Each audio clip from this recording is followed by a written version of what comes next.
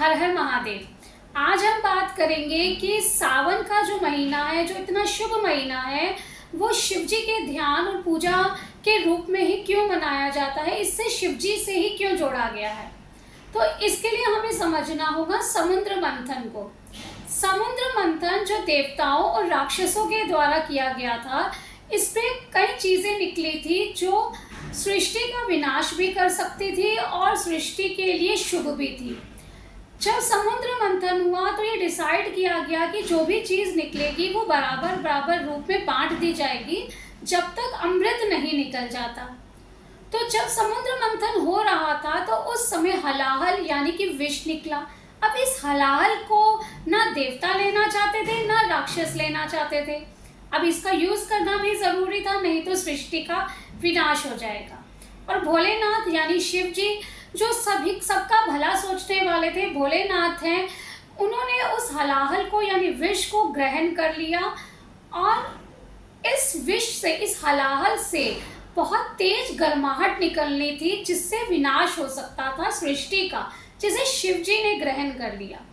अब शिव जी को कोई नुकसान ना हो, तो जब उन्होंने इसे ग्रहण किया तो जब वो यहाँ तक पहुंचा तो माता पार्वती ने उनके गले में हाथ रख लिया कि वो नीचे ना जाए और शिव जी को नुकसान ना हो। जो विष था वो गले में इकट्ठा होने की वजह से उनका नाम नीलकंठ के रूप में लिया जाने लगा, जिन्होंने विष को ग्रहण किया था। अब इस हलाहल पे से बहुत गर्माहट निकल रही थी और शिव जी को कोई नुकसान ना हो, तो चंद्रमा को उनके शीश में बिठाया गया कि उसकी शीतलता से उसका जो गर्माहट है वो दूर हो जाए। शिव जी ने चंद्रमा को शीश में बिठाया, इस वजह से उनका नाम चंद्रशेखर के रूप में भी जाना जाने लगा।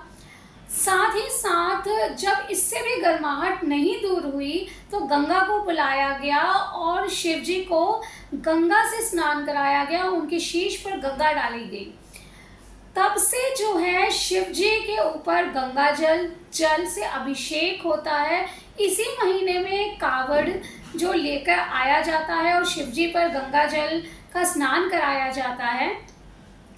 ऐसा भी कहा जाता है कि इस महीने में यानी सावन के महीने में ही माता पार्वती ने शिव जी को पति रूप में पाने के लिए भी तपस्या की थी और उन्हें पति के रूप में पाया था। ये एक दूसरी कथा है।